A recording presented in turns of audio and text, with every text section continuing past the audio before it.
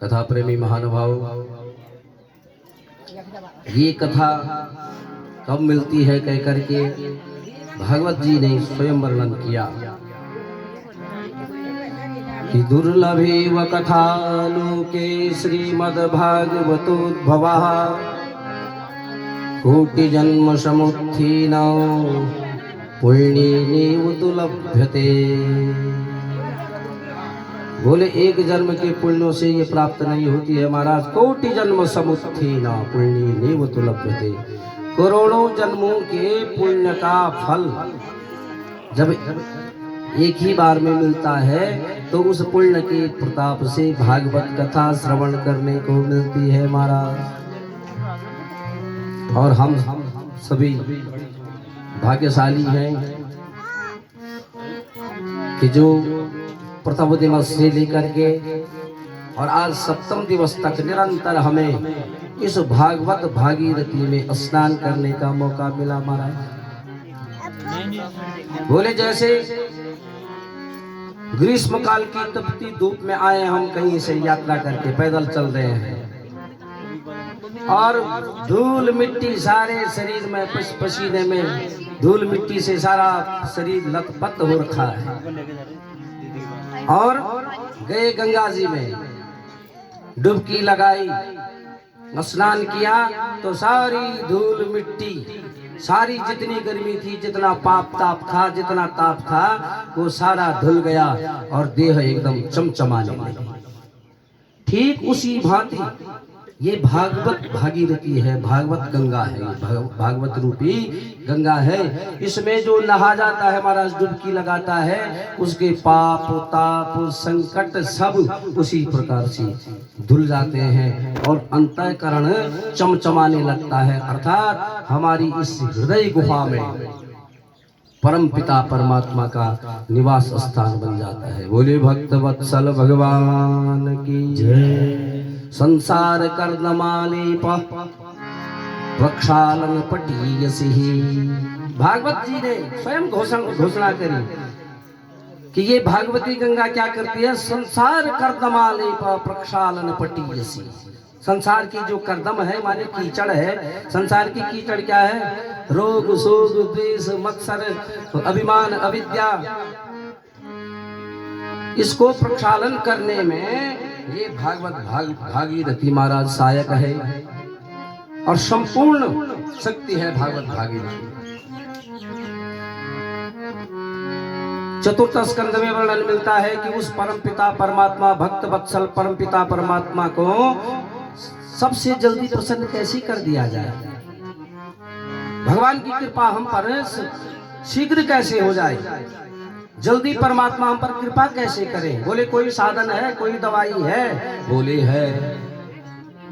भागवत जी ने चतुर्थ स्कंद में प्रचेता हुए ध्रुव के वंश में और प्रचेताओं ने नारद जी को गुरु धारण किया। देव ऋषि नारद जी ने प्रचेताओं को ज्ञान दिया। प्रचेताओं ने ये प्रश्न किया था कि भगवान जल्दी प्रसन्न कैसे होंगे, हम पर कृपा कैसे करेंगे। देखिए आज जनमानस का सबका एक प्रश्न है कि हम पर तो भगवान की कृपा भी नहीं है, कृपा तो पड़ोसी पर है।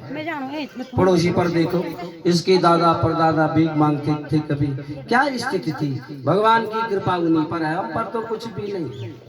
बोले ऐसा नहीं, भगवान की कृपा सब पर है और समान रूपों में है। हरि व्यापक सर्वत्र समाना। भगवान की कृपा कैसी है, जैसे सूर्य नारायण की कृपा है। गरीब के यहाँ भी उतना ही प्रकाश, अमीर के यहाँ भी उतना ही प्रकाश, ज्ञानी के यहाँ भी उतना ही प्रकाश, अज्ञानी के यहाँ भी उतना ही प्रकाश, समान, बिल्कुल असमान व्यवहार नहीं है। उसी प्रकार से परमात्मा की कृपा भी सब जीवों पर समान रूप से, पर क्या है, हमको लगता है पड़ोसी पर ज्यादा है, हम पर कम है।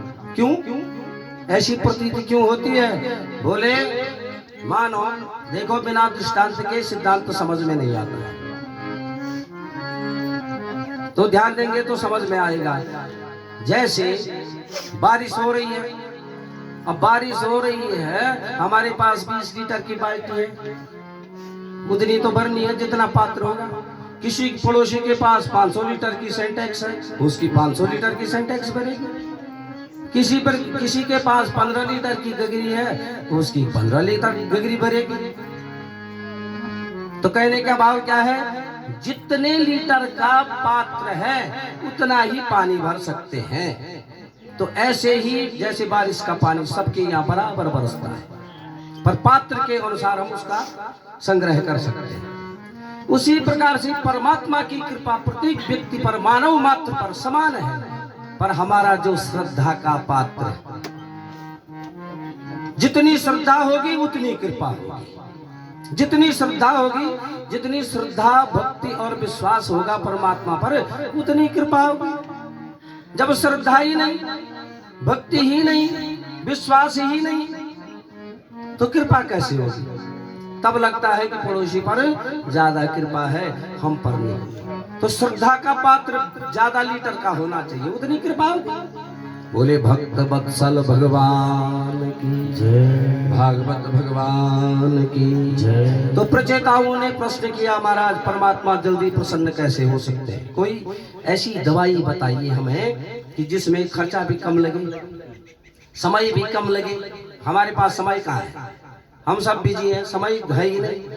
और आजकल तो इतने बिजी हो गई, नई पीढ़ी तो बहुत बिजी हो गई महाराज, उनके पास समय ही नहीं, बस मोबाइल। चाहे कोई अतिथि आ रखा, घर में बैठेंगे, पानी पिलाएंगे, फिर गर्दन नीचे करेंगे, बस कोई आतिथ्य नहीं, कुछ नहीं। तो ये मोबाइल ने और भी बिजी बना दिया सबको।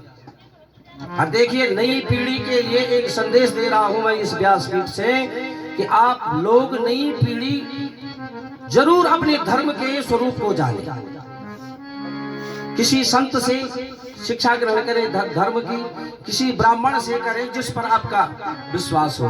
मंत्रे तीर्थी विजय देवी देवजी विसर्जय गुरु यादृशी भावना यस्य सिद्धिर्भवति तादृशी। तो जिस पर विश्वास करते हैं, मंत्र पर हो गया, और डॉक्टर पर हो गया, गुरु पर हो गया, ब्राह्मण पर हो गया, विश्वासी काम करता है, तो उनसे कुछ धर्म की शिक्षा अवश्य ग्रहण करें। नई पीढ़ी के लिए देखिए, कथा किसके लिए है? इन वृद्ध लोगों के लिए नहीं है कथा। इनका जीवन तो बहुत गई, थोड़ा रही, अब क्या है, थोड़ा जीवन व्यतीत है। पर जिनका जीवन अब शुरू हो रहा है, कथा उनके लिए है मुख्य। देखिए, भागवत लिखी किसने? वेद व्यास जी ने। वेद व्यास जी क्या थे? बूढ़े। और सुनी किसने? पढ़ी किसने? सुखदेव जी महाराज ने। सुखदेव जी की अवस्था कितनी? 16 साल की। सूत जी जो सुना रहे हैं, सूत जी की अवस्था कितनी? 20 साल की। राजा परीक्षित जो सुन रहे हैं, उनकी अवस्था कितनी? 35 साल की। तो कहने का भावार्थ क्या है? बूढ़ों का काम है लिखना, और उसको सुनना और पढ़ना किसका कार्य है? नई पीढ़ी का। तो जरूर धर्म की शिक्षा ग्रहण करें, नहीं तो कोई भी आपको ठग सकता है। आपको अंग्रेजी आती है, फिजिक्स आती है, केमिस्ट्री आती है, मैथमेटिक्स आती है, क्या नहीं आता है? हिस्ट्री, ज्योग्राफी, इकोनॉमिक्स, सारे विषयों का ज्ञान है, परंतु आपको एक विषय का ज्ञान नहीं है। और वो जीवन भर नहीं होगा जब तक कोई गुरु धारण नहीं करेंगे, जब तक किसी से, संत से या गुरु से कोई शिक्षा नहीं लेंगे। धर्म की शिक्षा, धर्म की शिक्षा के बारे में सब, फिर उसका परिणाम, उसका ही दुष्परिणाम है जो आज हमारे अब यहाँ गढ़वाल तक भी आ गए। वो सारे कितने ही लोग धर्म पर परिवर्तन करवा रहे हैं। क्यों करवा रहे हैं? अपने धर्म का ज्ञान नहीं है कि हम कौन थे, कहाँ के थे, हमारे कर्तव्य क्या है, हमारा धर्म क्या कहता है। कारण ये बोले भागवत भगवान की। तो नई, खास करके नई पीढ़ी के लिए संदेश है ये कि जरूर धार्मिक पुस्तकों का अध्ययन करें, और अगर समय मिलता है तुमको गीता और रामचरितमानस, ये दो सब पढ़े लिखे हैं, सब पढ़ सकते हैं। रामचरितमानस और गीता का अवश्यमेव अध्ययन करें, निश्चित अपने धर्म का स्वरूप पता लग जाएगा और धर्म परिवर्तन होगा ही नहीं। देखिए, सनातन धर्म, सनातन शब्द का अर्थ क्या है? हमेशा। सनातन का अर्थ क्या है? हमेशा। विश्व में केवल सनातन धर्म ही था। और हम धर्म इस्लाम धर्म को इस्लाम धर्म नहीं बोल सकते। हम इस्लाम के आगे हम धर्म शब्द भी नहीं जोड़ सकते। अगर इस्लाम के आगे हम धर्म शब्द जोड़ेंगे तो हमको प्रत्यवायु लगेगा, पाप लगेगा। क्यों? धर्म शब्द भी हमारा ही है, इस्लाम में धर्म शब्द नहीं है। धर्म प्रोजित की तबूत्र परमो धर्म क्षेत्रे कुरुक्षेत्रे समवेतायुत्सव मामका पांडवस्यैव किम कुर्वत संजय। ये धर्म शब्द भी हमारे ग्रंथों का है, इस्लाम का नहीं, किसी ईसाई का नहीं, किसी सिख धर्म का नहीं, जैन का नहीं, फारसी का नहीं, हमारा है। केवल सनातन के पीछे ही धर्म शब्द जोड़ना चाहिए। इस्लाम धर्म, जैन धर्म, बौद्ध धर्म, उनका जब धर्म शब्द है ही नहीं उनकी डिक्शनरी में, तो ये शब्द ही हमारा है। बोले सत्य सनातन धर्म की जय। तो देखिए, विचार कीजिए, विश्व में सबसे प्राचीन धर्म है सनातन धर्म। और जो ये जैन, पारसी, बौद्ध, सिख, ईसाई जो ये भी बने, ये संप्रदाय हैं, ये धर्म नहीं है बल्कि ये संप्रदाय है। संप्रदाय और धर्म में बहुत अंतर है। अब देखिए, विचार कीजिए, इस्लाम धर्म के संस्थापक कौन थे? हजरत मोहम्मद। हजरत मोहम्मद एक व्यक्ति हुआ और उसने इस्लाम धर्म की स्थापना की। वैसे ही अन्य धर्मों के भी कोई व्यक्ति हुए, उन्होंने एक धर्म की स्थापना करी। नानक ने सिख धर्म की स्थापना करी, तो महात्मा बुद्ध ने बौद्ध धर्म की स्थापना करी, ऋषभदेव ने जैन धर्म की स्थापना करी। अब जो इनके पिता थे उनका क्या धर्म था? हजरत मोहम्मद ने इस्लाम संप्रदाय की स्थापना करी, तो हजरत मोहम्मद तो ऊपर आकाश से टपका तो नहीं था, माता के गर्भ से ही तो जन्म हुआ होगा। तो उसके बाप का धर्म क्या था? उसके माता का धर्म क्या था? वो तो धर्म संप्रदाय उसने बनाया। इससे प्रमाणित होता है कि चाहे कोई भी संप्रदाय है, उसके माता का, पिता का धर्म सत्य सनातन धर्म था। हमारा वैदिक, प्राचीन वैदिक सनातन धर्म था। सारे संप्रदाय हमारे धर्म से बने हुए हैं। बोली सत्य सनातन धर्म की जय। तो जब हम इस प्रकार से अपने धर्म का स्वरूप जानेंगे महाराज, धर्म परिवर्तन नहीं होगा। जिसने सीखा हमसे सीखा। विश्व में भारत विश्व गुरु कहलाता था, है वर्तमान में भी बाबा रामदेव ने प्रमाणित कर दिया, योग में विश्व गुरु बना दिया। और अभी भी कितने ही बाबा रामदेव होंगे, कितने ही साधु संत। ये तो धोती पोथी वालों ने चलाया इस देश को, आज से नहीं, प्राचीन काल से। बोले भारत माता की जय। धन्यम ही भारतम वर्षम, धन्या भारत संस्कृति, भारतीय जना धन्या धन्या स्माकम परंपरा। धन्य है हमारी परंपरा। पर गलती क्या है? हमें अपने स्वरूप का ज्ञान ही नहीं। अरे हम तो सुंदर राजहंस थे, मान सरोवर में स्नान करते थे, सुंदर धवल स्वरूप था हमारा, श्वेत स्वरूप एकदम स्वच्छ।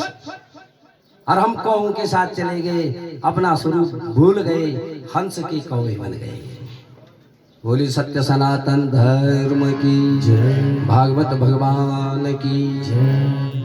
तो प्रचेता महाराज, आपको कथा प्रसंग पे ले आता हूं। प्रचेता कहते हैं, नारद जी से ध्यान देने वाली बात है और हमेशा अपने अंतःकरण में हमेशा के लिए रखने वाली बात है। तो बोले भगवान जल्दी कृपा किस पर करते हैं? भगवान प्रसन्न जल्दी कैसे होते हैं? क्या व्रत करने से होते हैं? क्या तीर्थ करने से होते हैं? कह करके क्या धर्मशाला बनाने से होते हैं जल्दी प्रसन्न?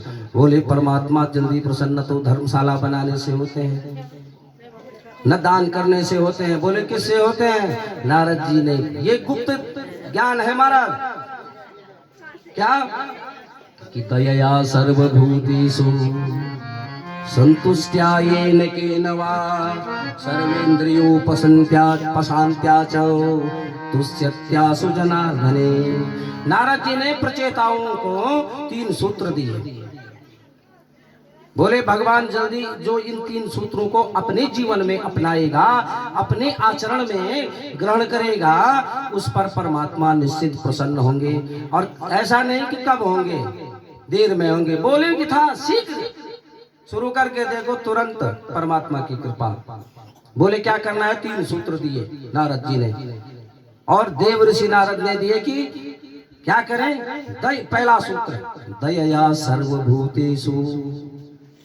भूत ये गदरे वाला भूत नहीं है, हमारे व्याकरण में भूत बोलते हैं प्राणी मात्र को। उसमें सब मनुष्य भी आते हैं, हाथी घोड़ा खच्चर जितने भी जीवधारी सबके लिए एक शब्द प्रयोग किया जाता है भूत। तो दयया सर्वभूतेषु, कि सभी प्राणी मात्र पर दया करें। प्रचेताओ, अगर परमात्मा की कृपा जल्दी प्राप्त करना चाहते हो तो पहले तो ये सूत्र अपने जीवन में अपनाओ कि प्राणी मात्र पर दया करें। अब यहाँ तो तब सब कुछ है महाराज, अगर सभी ऊपर के लिए है तो तब नीचे वहाँ कौन, वो 84 वो भी तो बना रखे नीचे, वहाँ कौन जाएगा। हम क्या करते हैं, दया क्या, शाम को सूर्यास्त नहीं होता है, मुर्गे की गर्दन मरोड़ी, खत्म आनंद। तो दयया पहला सूत्र, दयया सर्वभूतेषु। अरे जब हमने उसको जन्म नहीं दिया तो मारने का अधिकार किसने दिया तुमको? मारने का अधिकार भी उसी को है जिसने जन्म दिया। तो दयया सर्वभूतेषु, प्राणी मात्र पर दया करें, पहला सूत्र। दूसरा क्या, बोले संतुष्टया येन कीनवा, जो परमात्मा ने हमको दिया है उससे संतोष रहे। अस्थि प्राप्ति कितना होगा, कितना होगा, कहाँ से आएगा, कहाँ से आएगा, ऐसा न करें। बोले जो है हमारे पास, अरे बहुत कुछ है हमारे पास परमात्मा की कृपा से, उससे क्या करें, संतोष रखें। बहुत कुछ दिया है परमात्मा ने, क्या नहीं दे रखा है। 2 आंखें दे रखी हैं, दिमाग दे रखा है, हाथ दे रखे हैं, पांव दे रखा है, बुद्धि दे रखी है, क्या नहीं दे रखा है। कितनी, अब इससे ज्यादा कृपा क्या है परमात्मा की। संतुष्ट रखें, वो भी जीवन है। देखिए प्लेन में, देखिए मैदानी क्षेत्रों में पुल के नीचे रहते हैं महाराज, वही पुल के नीचे जन्म होता है, वही पुल के नीचे पलते हैं, बढ़ते हैं। ऊपर से केवल पुल होता है, वहीं पर पलते हैं, वहीं पर बढ़ते हैं, और वहीं पर शादी होती है। और दूर उसी वहीं से 10 कदम दूर जो वृक्ष खड़ा है, उस वृक्ष की जड़ में हनीमून होता है उनका, और वहीं पर अर्थी जाती है पुल के नीचे। अरे उनसे परमात्मा ने हमको बहुत कुछ दे रखा है, क्या नहीं है हमारे पास। तो संतुष्टया येन कीनवा, बोले प्रचेताओ, पहला सूत्र, सब जीव मात्र पर, प्राणी मात्र पर दया कीजिए, और परमात्मा ने जितना हमको दे रखा है उसमें ही संतोष रखें कि बहुत कुछ दे रखा है। और सर्वेंद्रियोपशांत्याच, सर्वेंद्रियोपशांत्याच, और इंद्रियों का दमन करें। ये नहीं कि जीव जो चाह रही है उसको खिला रहे हैं जीव को, बल्कि जो हम चाहे जीव वो खाए, जो हम चाहे कान वो सुने, जो हम चाहे नेत्र वो देखें, ऐसा इंद्रियों का दमन। इंद्रियां जहां भागी वहां मत भागे कह करके। तो ये 3 सूत्र। तुष्यत्यासु जनार्दना, त्यासु मानी आशु, आशु मानी जल्दी, शीघ्र। परमात्मा क्या कर देते हैं, उस पर प्रसन्न हो जाते हैं। 3 सूत्र, जीव मात्र पर दया करना, जो परमात्मा की कृपा से हम हमारे पास धन संपत्ति है उसी में संतोष मानना, और अपने इंद्रियों का दमन करना, इंद्रियों के कहने पर न चलना। बस तुष्यत्यासु जनार्दनः, ये 3 सूत्र अपनाओ कहकर प्रचेताओ, और परमात्मा जल्दी ही आप पर कृपा करेंगे, प्रसन्न होंगे। बोले जो व्यक्ति परमात्मा से द्वेष करता है, वेद से द्वेष करता है, गो से द्वेष करता है, गाय से, वेद से द्वेष करता है, ब्राह्मण से द्वेष करता है, संतों से द्वेष करता है, सवा आसु विनाश, उसके विनाश को कोई रोक नहीं सकता। भागवत कहती है, यदा देवेषु वेदेषु दोषु विप्रेषु साधुषु धर्मे मयि च विद्वेष सवा आसु विनश्यति। बोले इनके बारे में, जो वेद के बारे में, गाय के बारे में, ब्राह्मण के बारे में, परमात्मा के बारे में, धर्म के बारे में बुरा सोचते हैं तो उसका बुरा होने में देर नहीं लगती महाराज। बोले भक्त वत्सल भगवान की जय। तो आए सर्वप्रथम उस परम पिता परमात्मा के मंगलमयी नामों का कुछ पलों के लिए आश्रय ग्रहण करें। बोले भक्त वत्सल भगवान की जय।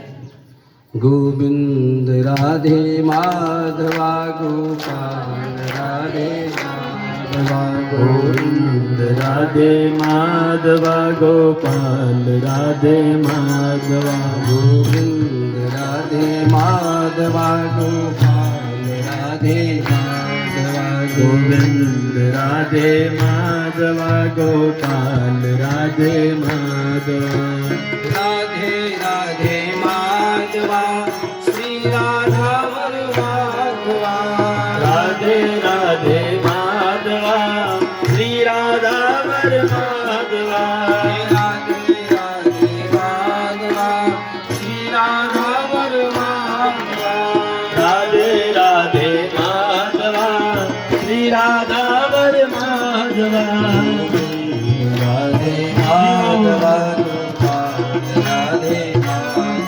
गोविंद राधे माधवा गोपाल राधे माधवा गोविंद राधे माधवा गोपाल राधे माधवा गोविंद राधे माधवा गोपाल राधे माधवा वसुदेव नंदन माधवा श्री यशोदानंदन माधवा वसुदेव नंदन माधवा आनंदन माधवा वसुदेव नंदन माधवा श्री यशोदानंदन माधवा वसुदेव नंदन माधवा श्री यशोदानंदन माधवा सारे भक्तों के माधवा गोविंद राधे माधवा सारे भक्तों के माधवा गोविंद राधे माधवा गोविंद राधे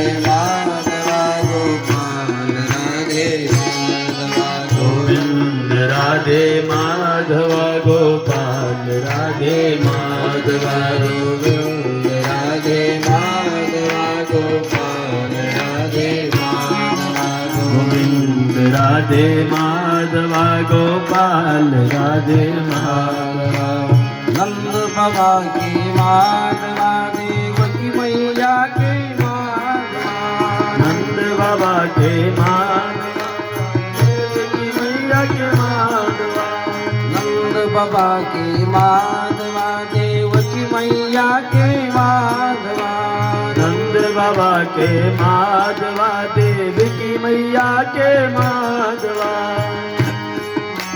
माधवा के माधवा देवकी मैया के माधवा नंद बाबा के माधवा देवकी मैया के माधवा सारे गोपिन के माधवा गोविंद राधे माधवा सारे भक्तों के माधवा गोविंद राधे माधवा गोविंद राधे माधवा गोपाल राधे माधवा गोविंद राधे माधवा गोपाल राधे माधवा वृंदावन के माधवा श्री गोकुल के माधवा वृंदावन के माधवा श्री गोकुल के माधवा वृंदावन के माधवा श्री गोकुल के माधवा वृंदावन के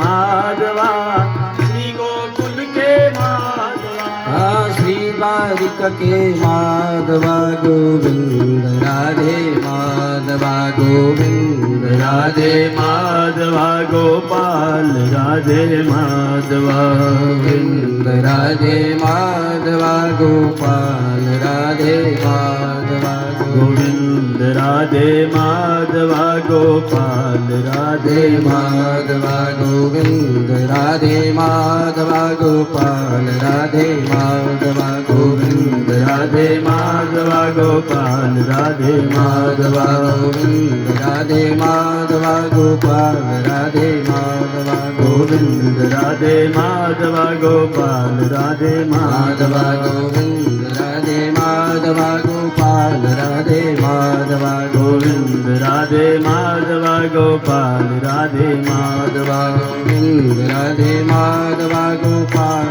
राधे माधवा गोविंद राधे माधवा गोपाल राधे माधवा राधे राधे माधवा श्री राधावर माधवा राधे राधे माधवा श्री राधावर माधवा राधे राधे माधवा श्री राधावर माधवा राधे राधे माधवा श्री राधावर माधवा गोविंद राधे माधवा गोपाल राधे माधवा गोविंद राधे माधवा गोपाल राधे माधवा कीर्तन का संकीर्तन का बहुत बड़ा महत्व है कलयुग में। यत फलम नास्ति तपसा न योगी न समाधिना तद फलम लभते सम्यक कलो केशव कीर्तना। कीर्तन भक्ति का बहुत बड़ा महत्व है महाराज। कलयुग में भव सागर से पार करने वाली नौका ही कीर्तन है महाराज।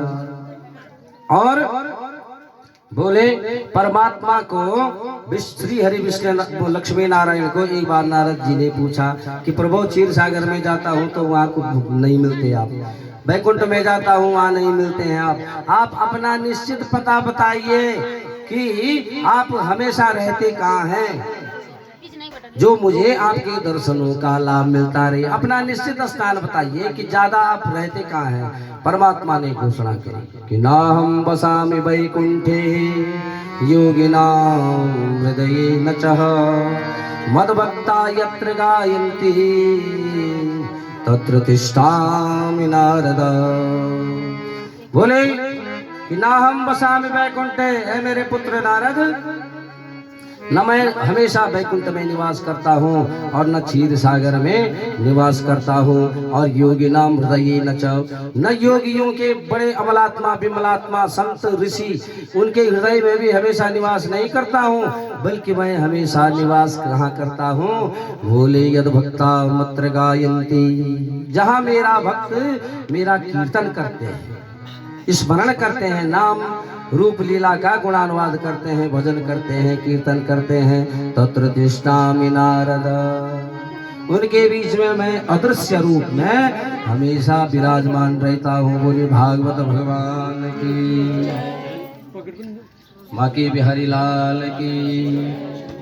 आज कल आपने रास लीला तक की कथा का श्रवण किया 10वें स्कंद में, अभी 2 स्कंद बाकी हैं, 11वां स्कंद और 12वां स्कंद। रास लीला के बाद कंस ने क्या किया, मथुरा में धनुष यज्ञ का बहाना बनाया, धनुष यज्ञ का आयोजन किया और अक्रूर जी से कहा कि तुम गोकुल में जाओ और कृष्ण बलदेव को लेकर के आओ, क्योंकि नारद जी ने बता दिया था कंस को कि ये कोई यादव नहीं है, तू नंद यशोदा के पुत्र समझ रहा है उनको, और वे तो कृष्ण तू भगवान स्वयं, वो तो परमपिता जगदीश्वर है, कृष्ण के रूप में आ रखा है नंद बाबा के गोकुल में। तो कंस ने एक युक्ति निकाली, बोले धनुष यज्ञ रखते हैं और उस बहाने उनको यहाँ बुलाते हैं दोनों को। तो कंस जी कृष्ण बलदेव को बुलाने के लिए किसको भेजते हैं, बोले अक्रूर को। अक्रूर मानी अवमानी नहीं, क्रूर मानी निर्दयी, जो निर्दयी न हो वो अक्रूर, जो निर्दयी होगा भगवान उस पर उसके साथ कैसे आ सकते हैं। अक्रूर कौन है, जिसके हृदय में दया है, और दया किसके हृदय में होगी, दया का उल्टा पढ़ो, दया का उल्टा करेंगे क्या हो जाएगा, याद हो जाएगा। और जो परमात्मा को हमेशा याद करता है उसी के हृदय कमल में दया रहेगी। जिसने परमात्मा को याद नहीं किया दया कहां से उत्पन्न होगी। तो अक्रूर जी वंदना भक्ति के आचार्य हैं महाराज, और अक्रूर जी तो प्रसन्न हो गए, प्रफुल्लित हो गए कि हे प्रभु बहुत बड़ा सहयोग मिला मुझे कि जो मुझे गोकुल में जाने के लिए कंस जी ने चुनाव किया, आदेश किया मधुपुरियाम। उस रात को अक्रूर जी वहीं रहे और प्रातः काल अपने रथ में सवार होकर के और गोकुल पहुंचे और सूर्यास्त गोदोहन काल में पहुंचे। तो मन ही मन अक्रूर जी सोच रहे, भागवत में तो बहुत विस्तार से वर्णन है, समय की कमी है इसलिए ऊपर ऊपर चल रहा हूं। क्योंकि वक्ता को भी प्रत्यवाय लगता है, पाप लगता है। अगर कोई कथा छूट गई तो थोड़ा भी नाम मात्र भी लेना है, पर लेना है।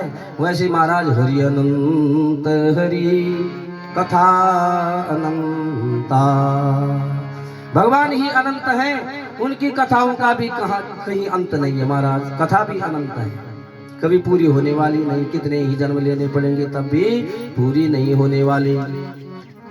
तो अक्रूर जी को भेजते हैं। अक्रूर जी आए, रास्ते में सोच रहे हैं कि आहा, अब मैं कितना भाग्यशाली हूँ, मेरा भाग्य चमक उठा। पता नहीं कितने जन्मों का पुण्य आज मुझे उस पुण्यों का फल मिल रहा है, जो कृष्ण बलदेव के उस त्रिलोकीनाथ की साक्षात दर्शन कर पाऊंगा। मन ही मन सोच रहे हैं कि जब वो पहले मिलेंगे मुझे तो मैं एकदम से उन दोनों भाइयों के चरणों में गिर जाऊंगा, लोटपोट हो जाऊंगा। क्योंकि अक्रूर जी भी भक्त हैं, संत हैं महाराज। तो इधर से अक्रूर जी आए और गोदोहनम तो वर्णन मिलता है कि बाल कन्हैया और बलदेव दोनों भाई माता यशोदा के साथ गौशाला में जा रखे। गोदोली समय पर पहुंचे थे अक्रूर जी। तो एकदम जैसे ही बाल कन्हैया को देखा, बलदेव जी को देखा, अक्रूर जी चरणों में लोटपोट हो गए। अपना परिचय देने लगे। परमात्मा तो सर्वज्ञ है, बोले परिचय की आवश्यकता नहीं चाचा, पहचानता हूँ, आप अक्रूर चाचा है, मथुरा मंडल से आ रखे हैं। और तब आगमन कारण, बोले आपके आगमन का क्या कारण है, किस लिए आए आप, बोलिए। बस तुरंत बोले वहां धनुष यज्ञ है और ये पत्रिका, निमंत्रण पत्रिका लेकर के आया हूँ, कंस ने दी आपको।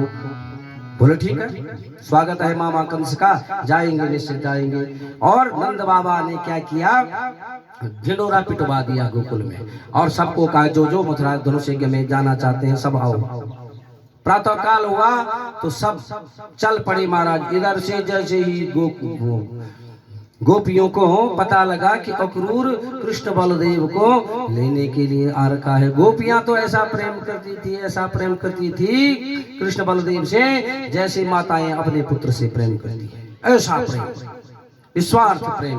बोली कि ब्रज नारी व्याकुल हुई, उमड़ा प्रेम प्रवाह, मथुरा जाते प्राण प्रिय, कैसे हो निर्वाह। ये हमारे प्राणों के प्रिय, साक्षात प्राण है हमारे, हम कैसे रहेंगे बिना कृष्ण के दर्शन के।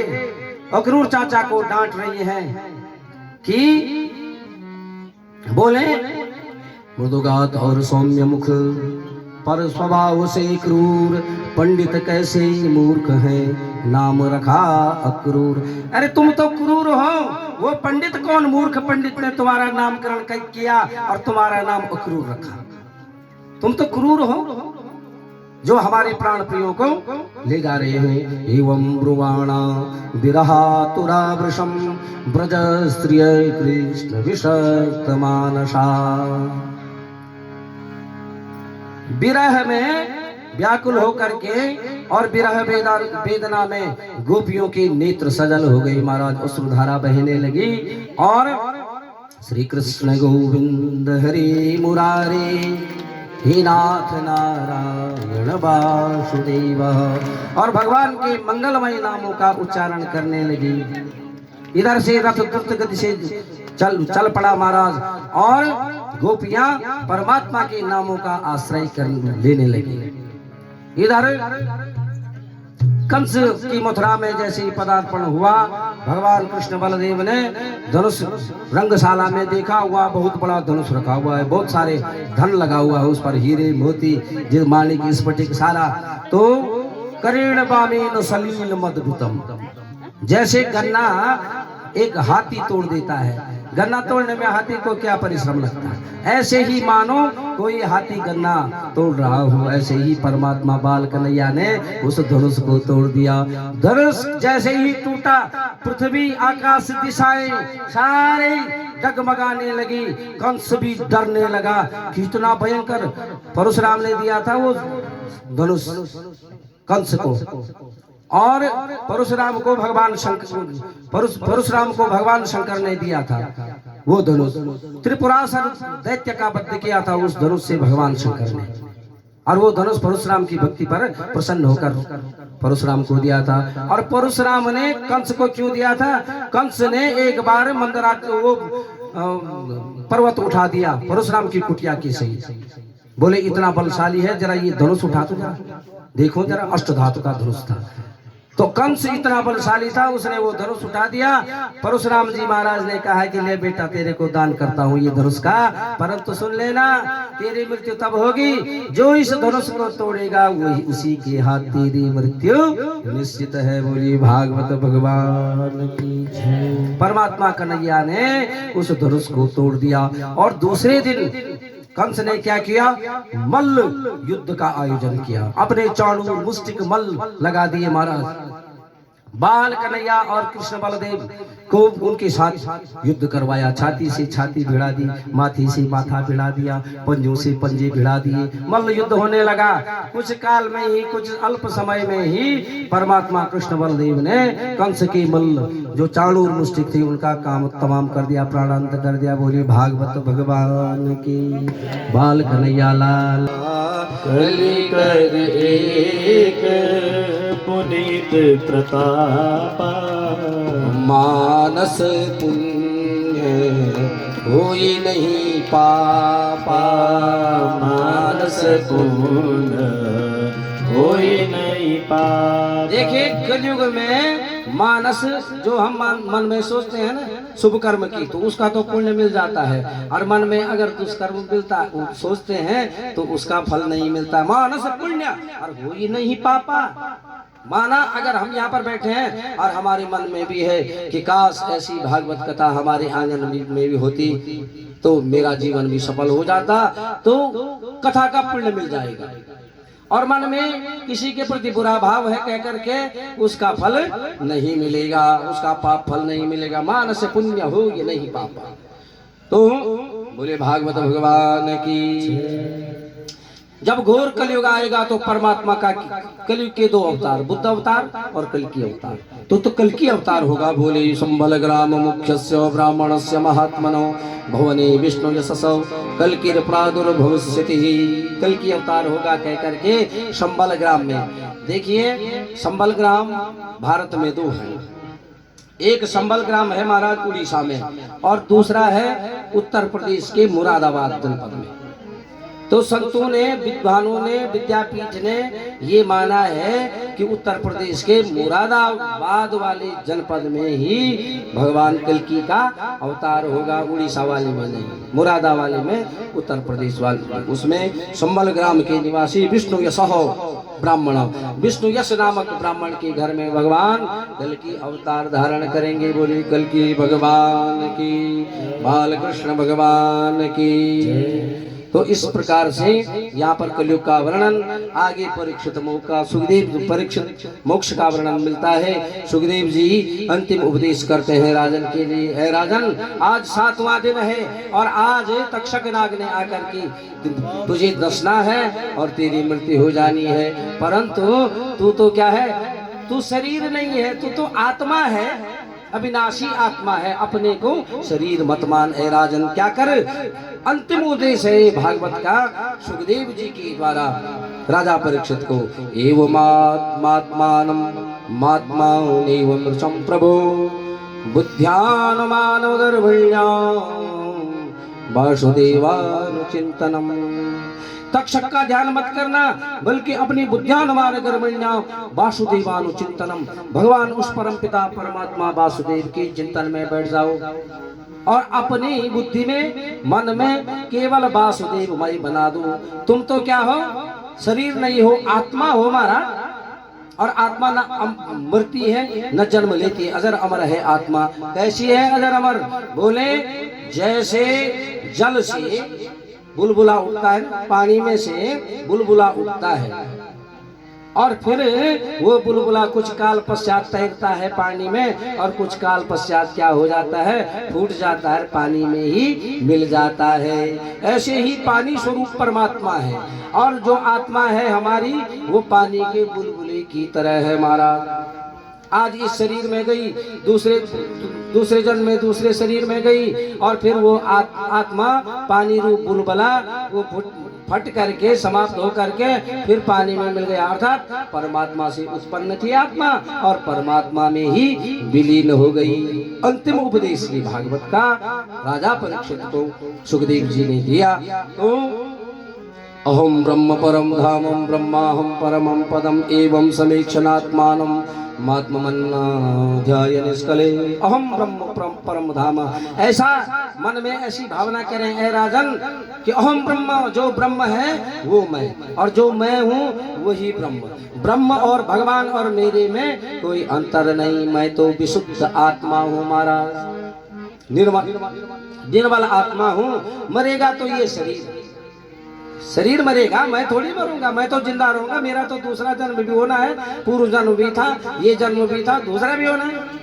मरेगा तो शरीर। वासांश जीर्णानि यथा विहाय नवानि गृह्णाति नरोपराणि तथा शरीराणि विहाय जीर्णा नन्यानि संयाति नवानि देहि। जिस प्रकार से हम पुराने वस्त्रों को छोड़कर नए वस्त्रों को धारण करते हैं, पुराने मकान को छोड़कर नए मकान बनाते हैं, उसी प्रकार ये आत्मा इस पुराने शरीर का परित्याग करके नए शरीर में चली जाती है महाराज। तो इस प्रकार से अब राजा परीक्षित कह रहे हैं कि है शुकाचार्य जी गुरुदेव भगवान, आपकी ज्ञान की निष्ठा में अज्ञानम च निरस्तम में ज्ञान विज्ञान निष्ठया भवता दर्शितम क्षेमम परमं भागवत पदम।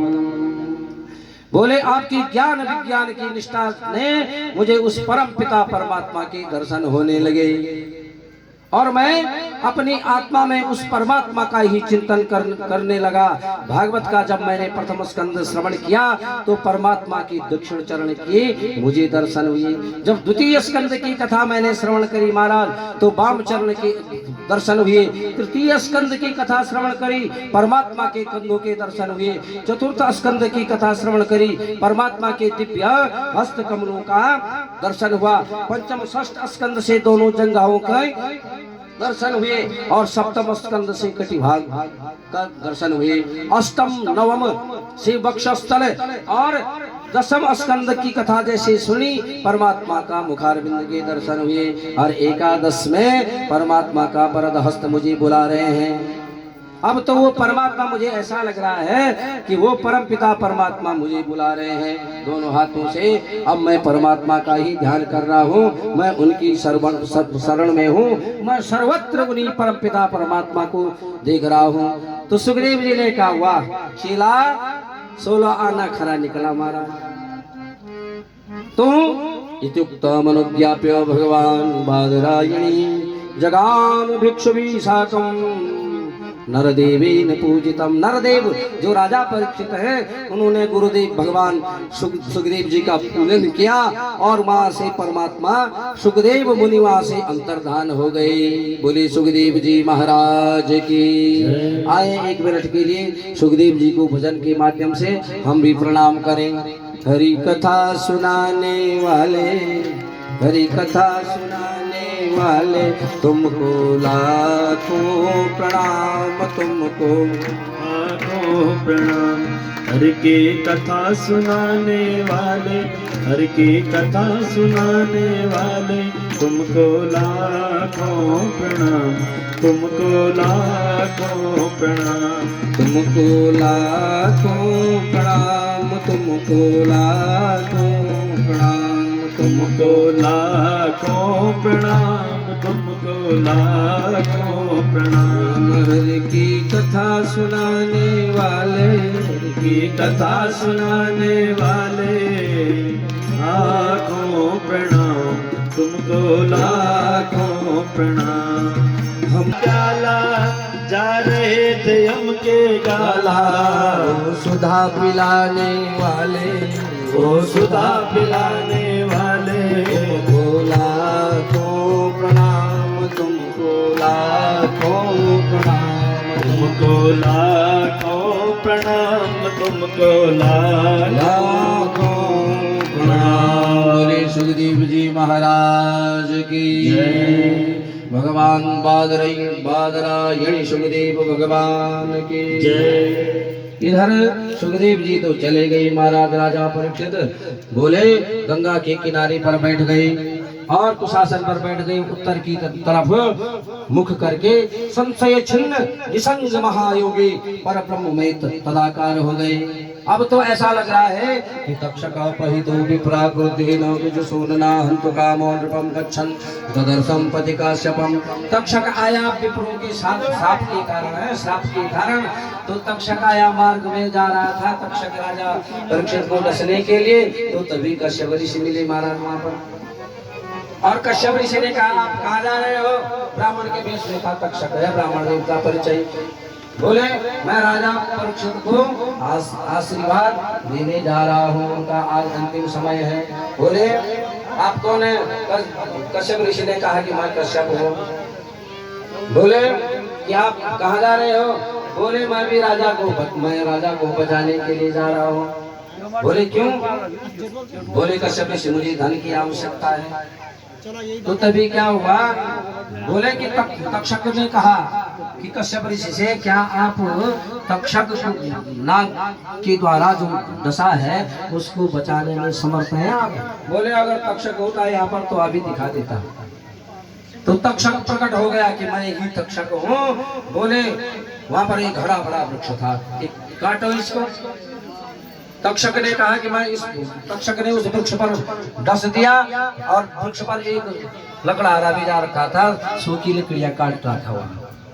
तो तक्षक ने जैसे ही दंश मारा महाराज वृक्ष पर, वृक्ष धू धू करके रात की ढेर में परिवर्तित हो गया, लकड़हारा भी जल गया। तक्षक ने कहा कि देख, तुम्हारे मंत्र बल पर कितनी शक्ति है, देखो। तो कश्यप जी ने भी कहा, देख कि तू देखते जा। कश्यप जी ने अपने कमंडलों से जल लिया हाथ में और अभिमंत्रित किया, और वो अभिमंत्रित जल उस रात की ढेर में छिड़काव किया। पुनः वो वृक्ष हरा भरा खड़ा हो गया और लकड़हारा भी वहां लकड़ी काटने लगा। अब तो तक्षक डर गया कि ये राजा परीक्षित को भी बचा सकते हैं। बोले, क्या चाहिए तुम्हें? कश्यप जी ने कहा, मुझे धन चाहिए। बोले, इस वृक्ष के नीचे बहुत सारा धन गड़ा हुआ है और ले जाओ। तो उधर से तक्षक जी, कश्यप जी धन लेकर के फिर भी कह रहे हैं, तो काफी संवाद है बीच में। तक्षक ने कहा कि आप ज्योतिष विद्या जानते हो? कश्यप जी से। कश्यप जी ने कहा, हाँ जानता हूँ। बोले कि जरा गणित करना, जरा गणित लगाना कि राजा परीक्षित का आयु बल कितना शेष है। गणित किया, बोले कि 2.5 घड़ी शेष है अब आयु, ज्यादा नहीं है परीक्षित के पास ज्यादा समय। बोली 2.5 घड़ी। तो तक्षक जी ने कहा कि देखो ऋषिराज, मंत्र अल्प मृत्यु वाले को बचा सकता है, पर महामृत्यु से मंत्र नहीं बचा सकता। महामृत्यु तो होनी अल्प मृत्यु कट सकती है मंत्र से। आप ऐसा कीजिए, धन लीजिए और जाओ। तो कश्यप जी ने वृक्ष की जड़ से धन लिया और अपने आश्रम को आए। इधर सायंकाल हो गया। राजा परीक्षित गंगा के तट पर तक्षक का क्या कर रहे हैं? प्रतीक्षा में है। तो तभी तक्षक ने अपने बेटे को एक पुष्प दिया और स्वयं एक कीड़ा बन गई और उस पुष्प में बैठ गई अपने आप, और कहा कि राजा परीक्षित को आशीर्वाद के रूप में ये पुष्प दे देना। तक्षक का बेटा पहुंचा गंगा के तट पर, बहुत सारी ऋषि मंडली थी वहां पर। तो कहा कि ऋषियों का आशीर्वाद स्वरूप ये पुष्प है, किसी ऋषि ने दिया है, राजा परीक्षित को देना है ये। तो परीक्षित जी के पास वो पुष्प पहुंचा। परीक्षित पुष्प को देखने लगे और उसमें कीड़ा दिखाई दिया। बोले कि ब्राह्मण का वचन झूठा नहीं जाना चाहिए, सूर्यास्त होने वाला है। अभी ब्राह्मण ऋषि ने, श्रृंगी ऋषि ने श्राप दिया था तक्षक 7वें दिन काटेगा, मृत्यु होगी, पर अभी तक तक्षक क्यों नहीं आया? कहीं ब्राह्मणों का वाक्य झूठा सिद्ध न हो। जबकि शास्त्र कहते हैं विप्रवाक्य जनार्दन, ब्राह्मणों का वाक्य भगवान के तुल्य होता है, अकाट्य होता है।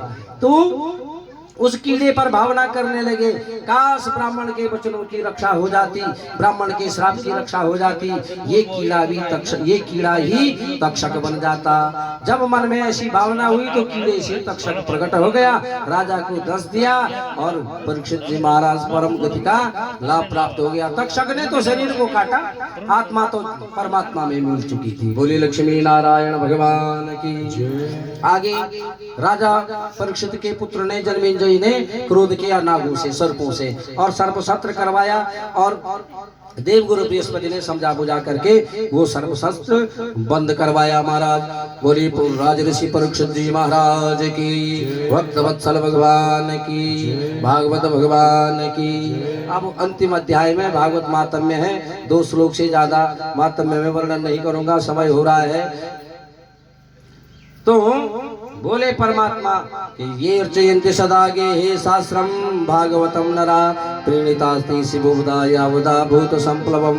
बोले जो व्यक्ति सनातन धर्मावलंबी अपने घर में श्रीमद् भागवत ग्रंथ को रखता है और पूजा स्थान में स्थापित करता है, हमेशा पिठाई से पाद्य गंधक क्षत से पूजन करता है, तो क्या होता है उससे? बोले एक कल्प के लिए यावदा भूत संप्लवम, एक कल्प के लिए देवताओं को तृप्त कर देता है।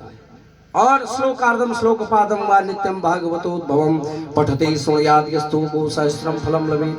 जो एक श्लोक आधा श्लोक आधे का भी आधा श्लोक भी नित्य भगत भागवत जी का पढ़ता है, बोले गो सहस्रम फलम लभेत, 1000 गायों के दान का फल उसको प्राप्त होता है महाराज। और परमात्मा ने घोषणा करी मत कथा वाचकम नित्यम मत कथा श्रवणे गतम मत कथा प्रीति मनसम नाहम त्यक्षामि तम नरम। जो मेरी कथा सुनता है, जो सुनाता है, जो पढ़ता है, पढ़वाता है, ना हम त्यक्षामि तम नरम, उस मनुष्य का मैं कभी परित्याग नहीं करता हूँ, हमेशा उसके साथ बना रहता हूँ। और पौष्टम पाद्याम पूर्णमास्याम हेम सिंह समन्वितम ददाति यो भागवतम सयाति परमाम गति। जो कह करके ब्राह्मण को भागवत की पुस्तक दान करता है, सयाति परमाम गति, और उसको परम गति का लाभ मिलता है कह करके। और उसके 12 पूर्वान 12 परान 12 पीढ़ी पहले के और 12 पीढ़ी अब के बाद के पितरों का, कुल पितरों का उद्धार हो जाता है महाराज। अश्रवणम विहिदेत पापम पावक समिधो यथा।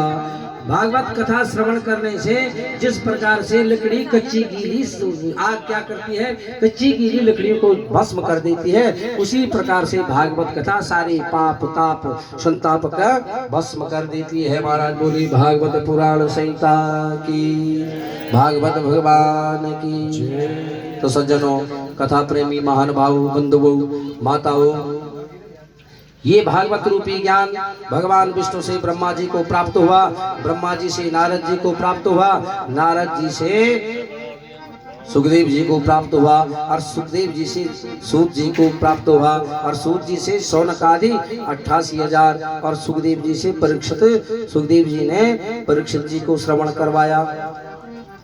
ठीक उसी प्रकार मैंने भी अपनी टूटी फूटी वाणी, बिल्कुल मैं तो कोई प्रोफेशनल व्यास भी नहीं हूँ, मूल पद मेरा अध्यापक का है, मैं एक अध्यापक हूँ, शिक्षक हूँ, और मैंने भी अपने टूटी फूटी वाणी में आप लोगों को यथासमर्थ भागवत कथा यहाँ पर श्रवण करवाई। महाराज ये तो अगाध सागर है, किसी ने इस भागवत रूपी सागर का गगरी पी रखी है, इस सागर में से किसी ने बाल्टी भर के पी रखी है, किसी ने गड़वी भर के पी रखी है, किसी ने लोटी भर करके पिया ये सागर, किसी ने एक गिलास पिया इस सागर में से, और किसी ने एक आचमन पिया। मैं तो आचमन वाला हूँ। बोले भागवत भगवान की। तो हरि अनंत हरि कथा अनंता, परमात्मा की कथाओं का श्रवण करवाने में विधातुम। बोले लीला कथास्ते कथिता कि ब्रह्मा जी भी विधाता जो हैं, माँ सरस्वती बाग वादनी वीणा वादनी माँ सरस्वती भी भागवत की कथाओं का वर्णन संपूर्ण रूप से नहीं कर पाती हैं, और ब्रह्मा में भी वो शक्ति नहीं, तो हम तो क्या है, हम तो ये मृत्यलोक के 5 भौतिक शरीर धारण करने वाले व्यक्ति हैं, मनुष्य हैं। हमारी कहाँ ऐसी कुब्बत। बोले भागवत भगवान की। अंत में आयोजकों की तरफ से और सभी क्षेत्रवासी संभ्रांत जनता की तरफ से, सभी भगवत अनुरागी जितने भी भक्त प्रवरों ने यहाँ पर कथा श्रवण करी, चाहे यहाँ पर उपस्थित हुए, चाहे दूर से श्रवण करी माइक के माध्यम से, जो नहीं आ पाए दूर से श्रवण करी, सबके कल्याण की कामना, सबके उज्जवल भविष्य की कामना करता हूँ। और विशेषकर ये आयोजक परिवार के 21 कुल पीढ़ी के पितरों की वो परम गति की कामना परमात्मा से करता हूँ। और इस वंश में, पूरे पवार वंश में जितने भी अतृप्त आत्माएं होंगी, है परमपिता परमात्मा उन आत्माओं को तृप्ति देना और परम मोक्ष गति को प्राप्त करवाना। और अपने विप्र मंडली का भी मैं धन्यवाद करता हूं कि इन 7 दिनों तक कहीं कहीं तो ब्राह्मणों में ही झगड़ा हो जाता है, बड़ा मुश्किल हो जाता है अनुष्ठान चलाना। तो अपने ब्राह्मणों का भी मैं ऋणी हूं कि बड़े आप लोगों ने बहुत सहयोग दिया और बड़े अच्छे ढंग से तसल्ली हो गई। और परमपिता परमात्मा से सभी के उज्जवल भविष्य की कामना करते हुए अपनी वाणी को विराम करता हूं।